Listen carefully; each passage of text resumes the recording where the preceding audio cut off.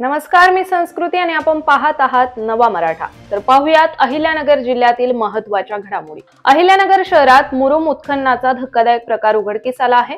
यावेळी नेप्ती उपबाजार समितीच्या तब्बल 7 एकर जागेमधून मोठ्या प्रमाणात 2-3 महिन्यापासून मुरुमाचे उत्खनन चालू आहे। त्यामुळे या जागेत तब्बल 20 फुटांतून अधिक मोठे खड्डे पडले आहेत।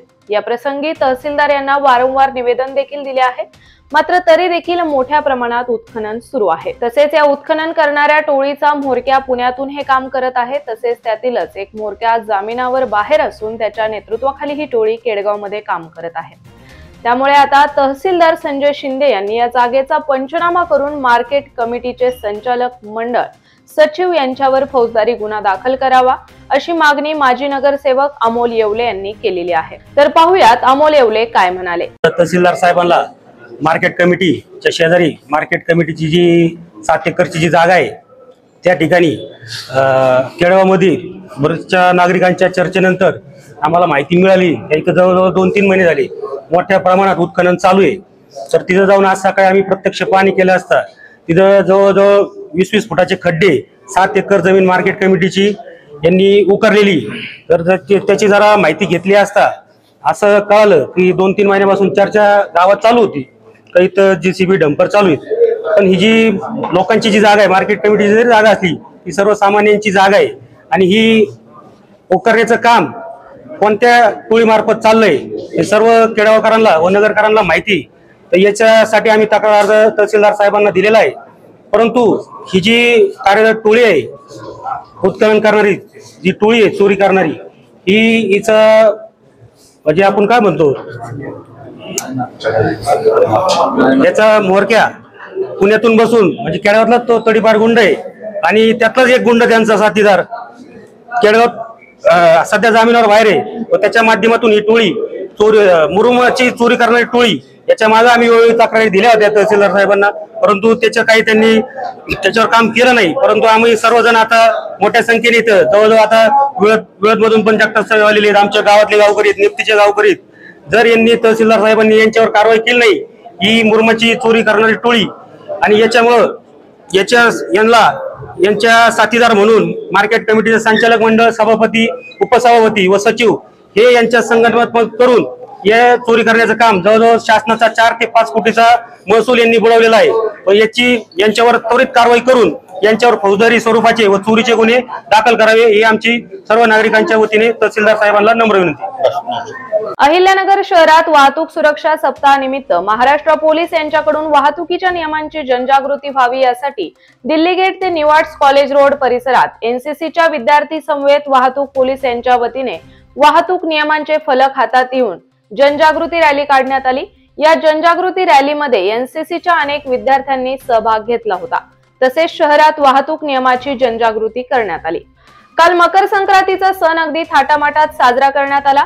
मात्र मकर संक्रांतीच्या दिवशी अहिल्यानगर शहरातील नीलक्रांती चौक परिसरात एक धक्कादायक घटना घडली। यावेळी गाणे वाजण्यावरून आणि पतंग उडवण्याच्या वादातून नीलक्रांती चौक परिसरात काही युवकांमध्ये जोराची हाणामारी झाली।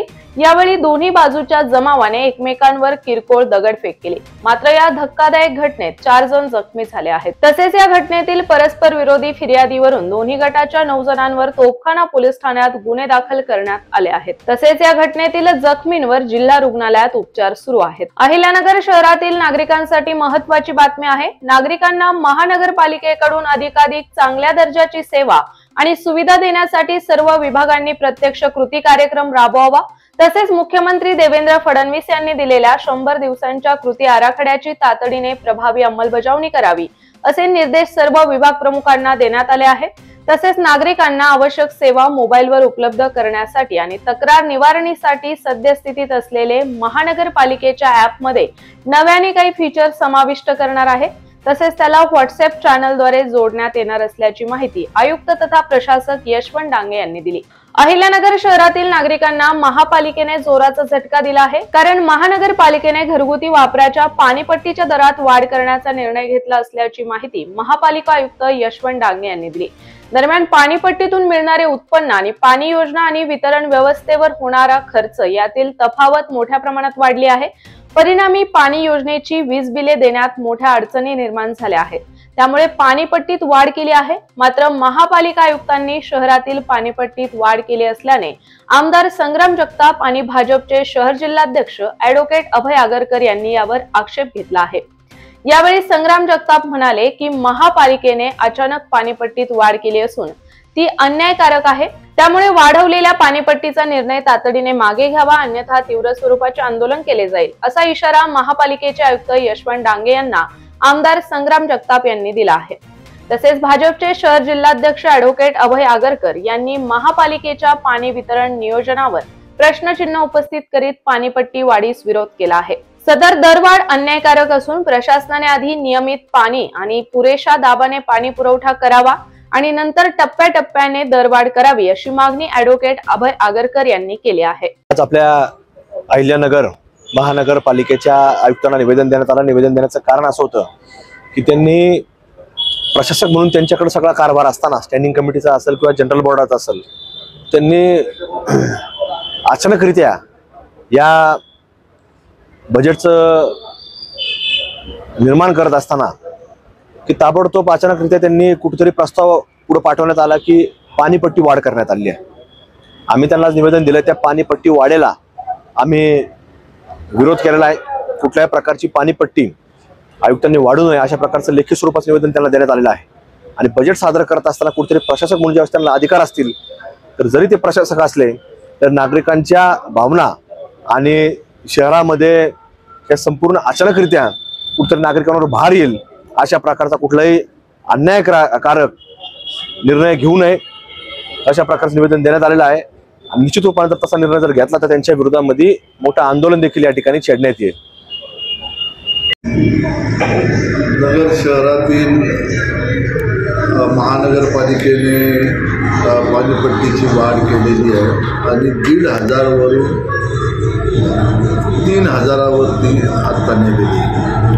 दरवाढीबद्दल माझं कुठल्याही प्रकारचं म्हणणं नाही, परंतु दरवाढ करत असताना ती टप्प्याटप्प्याने व्हावी असं माझं मत आहे, जेणेकरून सामान्य नागरिकांना त्याचा कुठल्याही प्रकारचे बोजा होऊ नये, किंबहुना त्याला ते देणं सोयीस्कर व्हावं या दृष्टिकोनातून आपण ती दरवाढ करायला हवी होती, परंतु दुर्दैवाने ती झालेली नाही। आणि आता एकदम 1,500 वरून 3,000 म्हणजे दुप्पट केली। तर ही करत असताना महापालिकेनं किंबहुना आयुक्त साहेबांनी देखील या संदर्भामध्ये एक विचार करायला पाहिजे की आपण नगर शहराला पूर्ण दाबाने पाणी देऊ शकतो का, रोजच्या रोज पाणी देऊ शकतो का। आणि जर आपण पाहिलं तर अमृत योजनेसारखी एवढी चांगली योजना जी कार्यान्वित केल्यानंतर नगर शहराला पूर्ण दाबाने पाणी पुरवठा होणार होता, परंतु अद्यापर्यंत त्या अमृत योजनेचा संपूर्ण बोजवारा उडालेला आहे। हे वास्तव नाकारून चालणार नाही, हे महापालिकेचं फेल्युअर आहे। आणि म्हणून मला त्यांना विनंती करायची की हे करत असताना नगर शहरामध्ये आपण पूर्ण दाबाने सर्व भागामध्ये पाणी पुरवठा करू शकता का। आज कल्याण भागाची परिस्थिती अशी आहे की 8-8 दिवस 4-4 दिवस त्यांना पाणी मिळत नाही, आणि पाणी जरी 4 दिवसांनी 8 दिवसांनी जर पाणी मिळत असेल तर ते केवळ 1 तास मिळतं। 1 तासामध्ये 8 दिवसाचे तुम्ही पाणी त्यांना पुरू शकतं का, हा साधा विचार आहे। आणि म्हणून या संदर्भामध्ये एक युनिफॉर्म पॉलिसी महापालिकेने ठरवली पाहिजे की सर्वांना पूर्ण दाबाने पाणी पुरवठा झाला पाहिजे। आज त्यांना 8 दिवसांनी जर पाणी मिळत असेल, काही भागात 4 दिवसांनी पाणी मिळत असेल, काही भागात 1 दिवसांनी मिळत असेल, तर याच्यामध्ये हा एक प्रकारचा लोकांवर झालेला, नागरिकांवर झालेला अन्याय आहे। आणि मग हा अन्याय दूर करण्याच्या दृष्टिकोनातून सर्वांना समान पाण्याचं वाटप होणं गरजेचं आहे। आणि ते वाटप जर झालं नाही तर अशा प्रकारची पाणी पुरवठ्याची रक्कम वाढून तुम्ही याच्यातून काय सिद्ध करणार आहात, किंबहुना याच्यातून तुम्ही अन्यायच करणार आहात। तुम्ही या संदर्भामध्ये महापालिकेने अगोदर आपला कारभार सुधारला पाहिजे. पाणी पुरवठ्याचं जे नियोजन आहे ते नियोजन व्यवस्थित केलं पाहिजे. सर्वांना समान वाटप होईल अशा पद्धतीनं तुम्ही कार्यवाही केली पाहिजे. आणि मग ही पाणी पुरवठा पाणी पट्टी वाढवली तर आमचं कुठल्याही प्रकारचं म्हणणं नाही. परंतु आज ही पाणीपट्टी दुप्पट केली म्हणजे तुम्ही हे लोकांवर तुम्ही एक प्रकारे बोजा टाकलेला आहे असं माझं मत आहे. ज्या भागात पाणी रोजच्या रोज मिळत नाही, दिवसाआड पाणी मिळतं किंवा 8-8 दिवस पाणी मिळत नाही, त्या लोकांवर सुद्धा हा अन्याय आहे. त्यांच्याकडून अशा प्रकारची रक्कम वसूल करणं हे सुद्धा अन्याय्य अशा प्रकारची कृती आहे. म्हणून या दरवाढीला माझा विरोध आहे. तुम्ही सर्वांना पाणी द्या, सर्वांना समान पाण्याचं नियोजन करा आणि नियोजन करून तुम्ही ज्यावेळेस ही सर्वांना वाटपाची जी तुमची आजची परिस्थिती आहे ती ज्यावेळेस सुधाराल त्यावेळेस तुम्ही पाणी पट्टी जरूर वाढवा. पाणी पट्टी वाढवण्याबद्दल माझं आजही कुठल्याही प्रकारचं दुमत नाही. कारण पाणी आपण 22-23 किलोमीटर व 24 किलोमीटरवरून पाणी आणतो. त्याला लागणारी वीज, त्याला लागणारा खर्च त्या प्रमाणामध्ये पाणीपट्टी नाही हे मी सुद्धा मान्य करतो.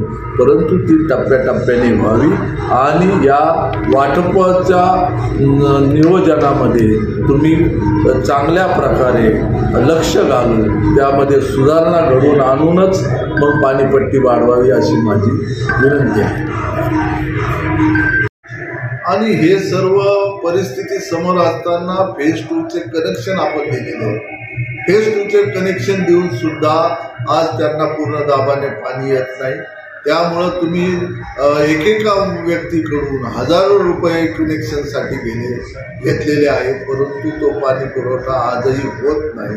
हे खऱ्या अर्थानं दुर्दैव आहे. आणि म्हणून फेज 2 अमृत योजना या सगळ्यांचा साकल्यानं अभ्यास करून त्यातील उणिवा दूर करून नगरकरांना चांगल्या प्रकारे पाणी पुरवठा व्हावा अशा प्रकारची माझी अपेक्षा आहे.